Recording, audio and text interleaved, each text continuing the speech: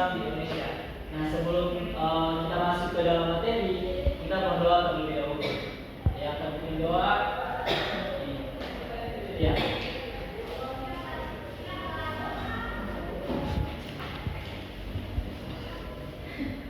Sebelum kita memulai pembelajaran kita pada pagi hari ini, alangkah baiknya kita berdoa. Berdoa mulai.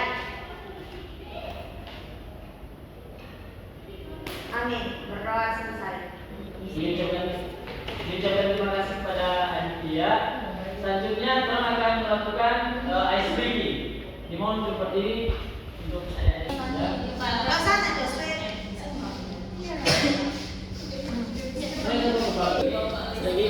Satu, dua, tiga.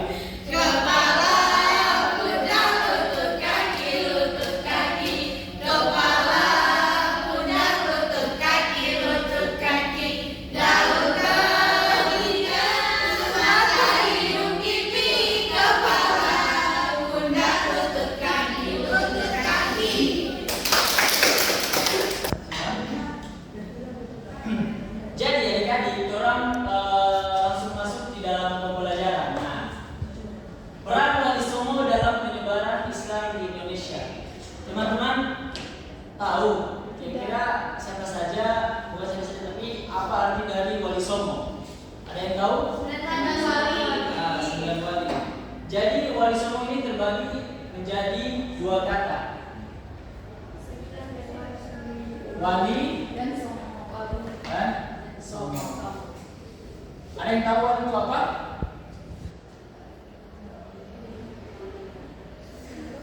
Pengganti orang tua. Wali orang yang ditugaskan.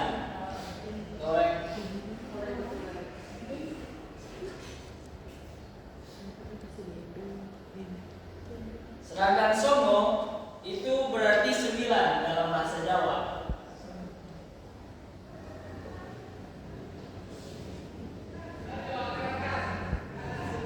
Nah, jadi Wali Songo itu adalah 9 tokoh penting atau ulama yang ditugaskan untuk menyebarkan Islam di Pulau Jawa. Nah, sedikit sejarah dari Wali Songo. Jadi pada abad ke-7 Masehi, pedagang-pedagang Islam yang ada di luar Indonesia itu datang ke Indonesia untuk melakukan perdagangan. Nah, dari perdagangan itu para pedagang ini mengenalkan Islam. Dia mengenalkan Islam bukan secara keseluruhan, tapi hanya di dasar-dasarnya saja. Dia mengenalkan Islam secara keseluruhan. Karena mereka masih menghormati kepercayaan yang ada di Indonesia saat itu. Ada yang tahu kepercayaan Indonesia sebelum datang Islam? Kepercayaan Islam yang ada di Indonesia adalah kepercayaan Hindu-Buddha. Ya, Hindu-Buddha. Nah, kemudian pada abad ke-14 datang rombongan ulama ke Indonesia dari berbagai penjuru dunia itu ke Indonesia.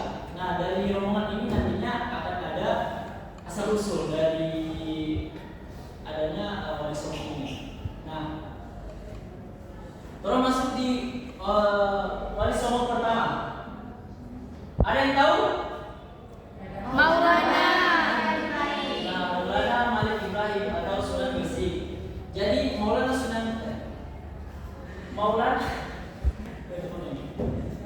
Jadi Maulana Malik Ibrahim ini adalah Sunan Gresik. Dia ini merupakan salah satu dari rombongan tadi yang datang pada abad ke-14.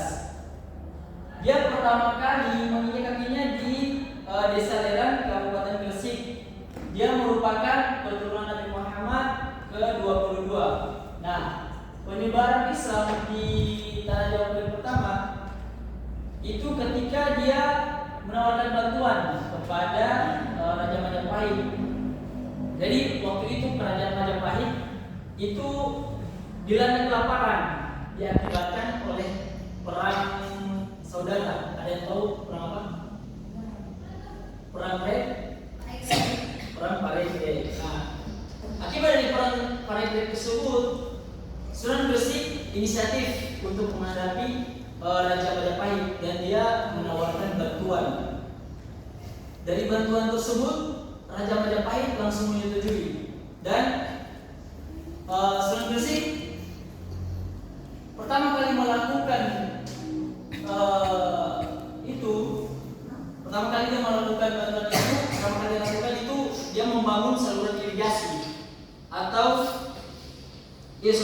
irigasi atau bendungan. Nah, dari saluran irigasi dia menyalurkan sampai ke tanah-tanah tersebut, tanah-tanah baik apa? Tanah-tanah sekitaran tanah Majapahit. Kemudian atas dedikasi tersebut ia mendirikan pesantren di sekitaran kerajaan Majapahit. Dari pondok pesantren itu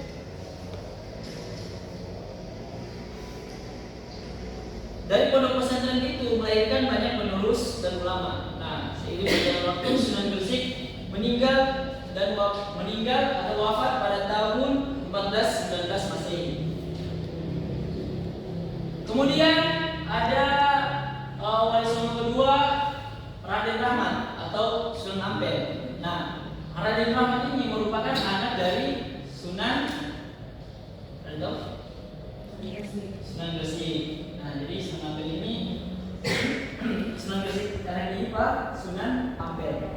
Jadi kita 13 tahun sebelum ke Tanah Jawa, Sunan Gresik singgah ke kerajaan Samba di Vietnam dan dia berhasil mengislamkan hampir keseluruhan dari seisi kerajaan dan dia menikah dengan anak raja yang bernama Dewi Chandrabulan. Dari pernikahan tersebut dia dikaruniai satu orang anak. Nah, satu orang anak ini yang bernama Sunan Ampel ini. Sunan Ampel bercita-cita ingin seperti bapaknya dan dia pun pergi ke Tanah Jawa. Sampai di Tanah Jawa, Raden Rahmat mendirikan pondok pesantren di daerah Ampel Lenta. Dengan itu dia disebut dengan nama Sunan Ampel. Ini semangat sekali.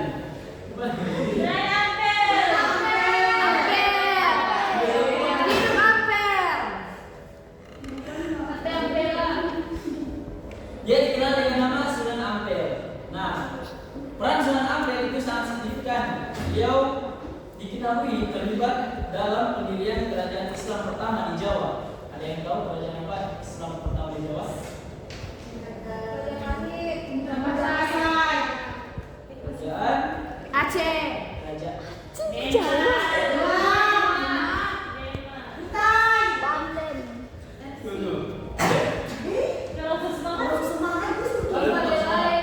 masa di Jawa Aceh? Sorry, agak bol-bol. Kerajaan Demak. Kerajaan merupakan salah satu kerajaan paling pertama di Jawa. Nah,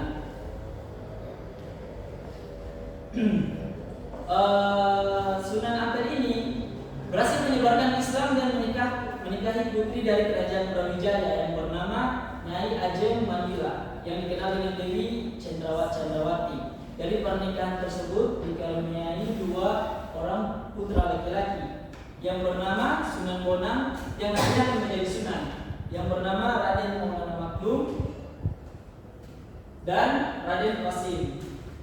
Nah, masuk ke Wali Songo ketiga yaitu Raden Maulana Maklum Ibrahim atau Sunan Bonang. Sunan Bonang ini anak sulung dari Sunan Ampel tadi.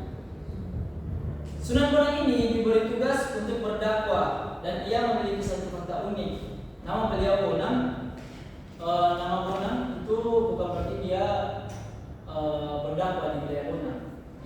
Nama ini diambil dari alat musik tradisional khas Jawa yang terbuat dari besi dan kuningan. Nama alat musik ini digunakan berdakwah. Alat musik Bonang ini sebagai media dakwah merupakan bentuk yang kreatif, di mana beliau menciptakan lagu-lagu berbahasa Jawa yang berlafazkan zikir, ayat-ayat Al-Quran hingga kisah-kisah Nabi, dengan tujuan mengajarkan Islam dengan cara yang menyenangkan dengan syair. Nah, ada satu fakta, ternyata lagu Tombo Ati itu pertama kali diciptakan oleh Sunan Bonang, tapi diterjemahkan dalam bahasa Indonesia oleh siapa? Opik. Nah,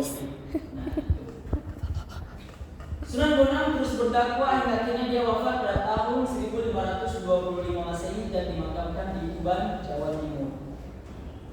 Berikutnya ada Raden Wasim atau Sunan Derajat.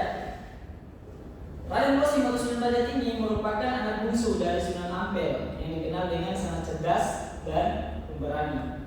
Setelah dia menguasai agama Islam, beliau ditempatkan di Desa Derajat, Kecamatan Paciran, Kabupaten Lamongan. Ia pun dijuluki sebagai Sunan Derajat. Di wilayah tersebut, ia mendirikan pesantren dalam waktu singkat dan berhasil membuat banyak berguru kepada beliau. Beliau berdakwah Islam dengan media seni yaitu wayang kulit, dan dia terus berdakwah dan pada akhirnya dia wafat pada tahun 1522 Masehi di Kota Lamongan, Jawa Timur. Berikutnya ada Raden Paku atau Sunan Giri.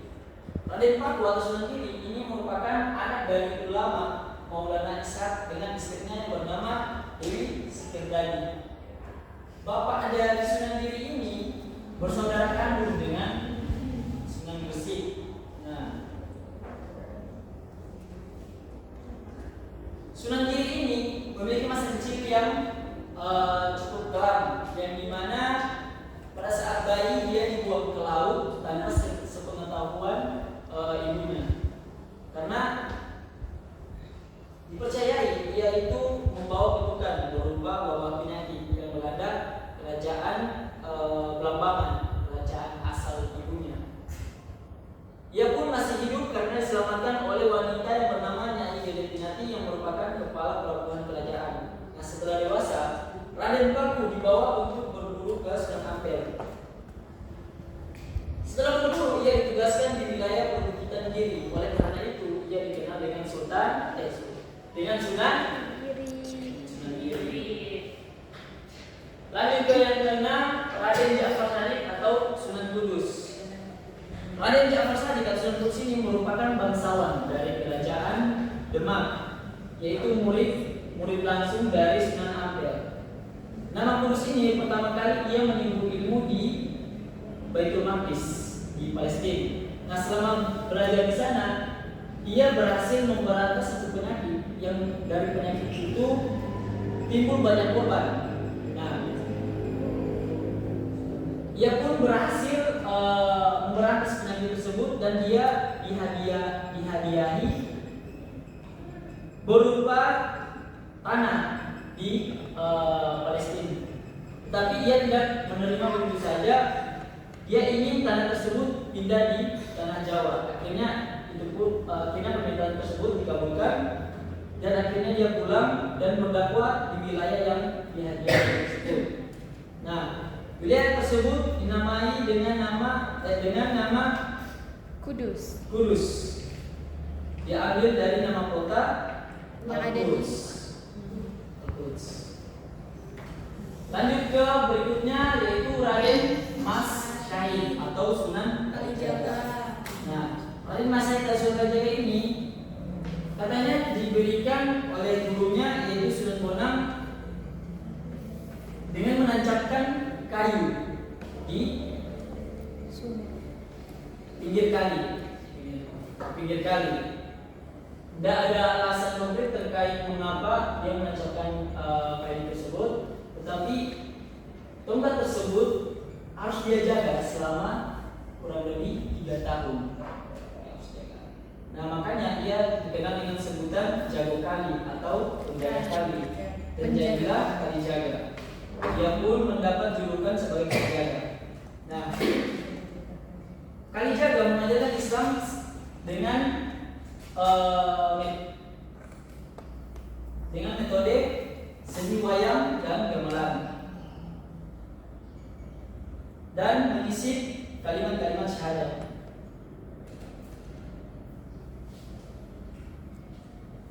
Sunan Kalijaga ini merupakan pengaruh paling besar di tanah Jawa. Ia pun akhirnya wafat pada tahun 1513 dan dimakamkan di daerah Kadilangu, Demak, Jawa Tengah. Berikutnya Raden Umar Said atau Sunan Muria. Nah, Raden Umar Said atau Sunan Muria ini merupakan anak dari Sunan apa? Sunan Kalijaga. Hanya satunya salah satu. Sunan Ampel.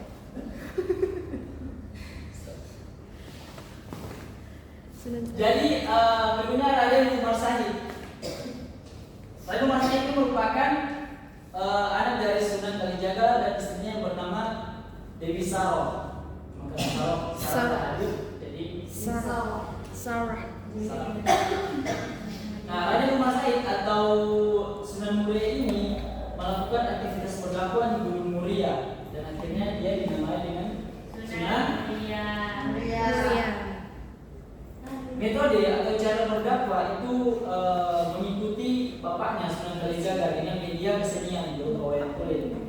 Ia berfokus berdakwah kepada rakyat kecil atau pedagang, nelayan. Oleh karena itu dia dikenal sebagai sosok yang paling dekat dengan masyarakat kecil dan rakyat kecil. Seiring berjalan waktu, ia akhirnya wafat pada tahun 1551 Masehi di Gunung Muria. Yang terakhir yaitu Syarif Hidayatullah atau Sunan Gunung Jati. Gunung Jati. Syarif Hidayatullah atau Sunan Gunung Jati ini merupakan bangsawan dari kerajaan Pajajaran. Ia melakukan aktivitas dakwahnya di Gunung Jati di Cirebon. Ia pun dikenal dengan Sunan Gunung Jati. Akibat keberhasilan dakwahnya pada tahun 1520 Masehi, ia berhasil mendirikan kerajaan Islam di Banten. Dan seiring berjalan waktu, ia akhirnya wafat pada tahun 1568 Masehi di usia 63. 118 tahun. Ini. Berikutnya Bapak ada games untuk mengukur kemampuan adik-adik semua. Nama games metode ini, metode games bernama tapping stick. Nah nantinya di games ini kalian akan saling mengubah video ini ke satunya dengan lagu. Nah nanti kalau dia berhenti di situ dengan habis lagu dia akan menjawab pertanyaan yang komplikan. Nah,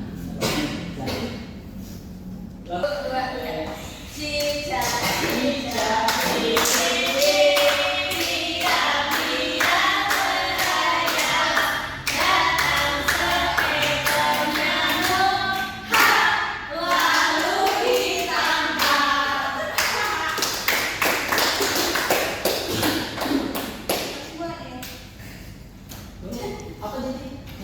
Oh iya, maju ke depan. Dari Bapak. Ini maju.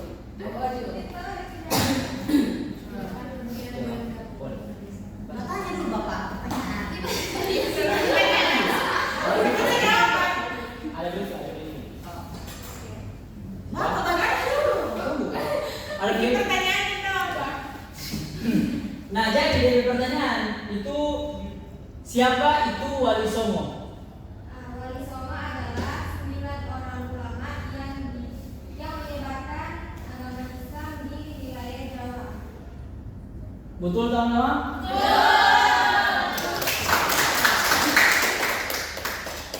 Sekali lagi. Oke lagu Pak. Song minister lagu. Lagu apa jawab? Balon.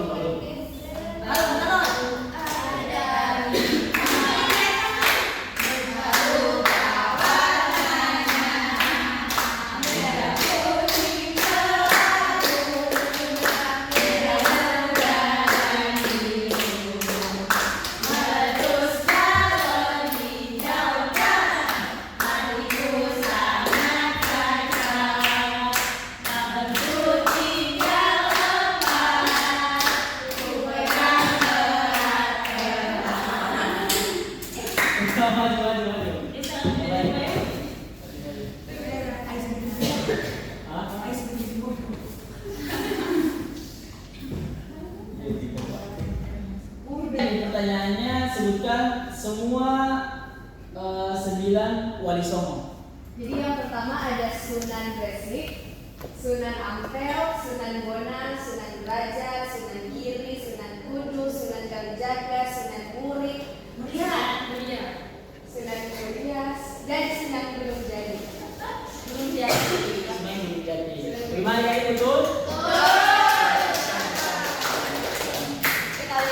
Sekali lagi terakhir. Lagu apa? Satu, dua, tiga. Lihat wajahmu penuh dengan bunga. Ada yang merah dan ada yang putih. Setiap hari ku siram semua. Mawar melati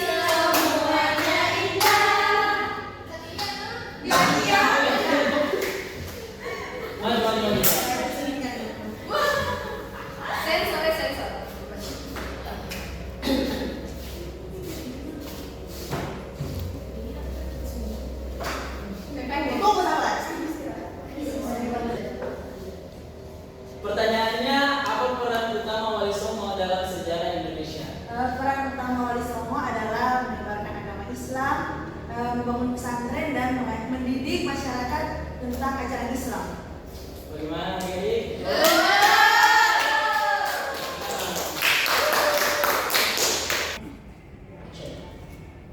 Itulah materi peran wali songo dalam penyebaran Islam di Indonesia. Jadi kesimpulannya, peran wali songo dalam penyebaran Islam di Indonesia adalah bahwa mereka memiliki peran yang sangat signifikan dalam penyebaran ajaran Islam di berbagai wilayah Indonesia. Nah, melalui metode dakwah yang inklusif dan adaptif, mereka berhasil memperluas pengaruh Islam dan membentuk karakter Islam yang unik di Indonesia.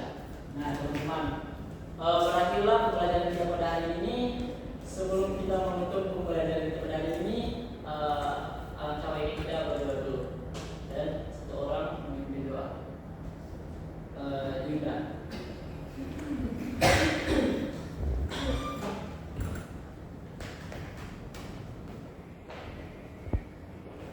Jadi teman-teman, sebelum kita mengakhiri pembelajaran pada hari ini, mari kita berdoa.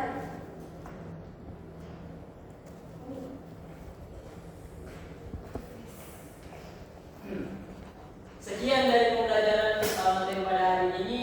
Kurang dan lebihnya mohon maaf. Assalamualaikum warahmatullahi wabarakatuh.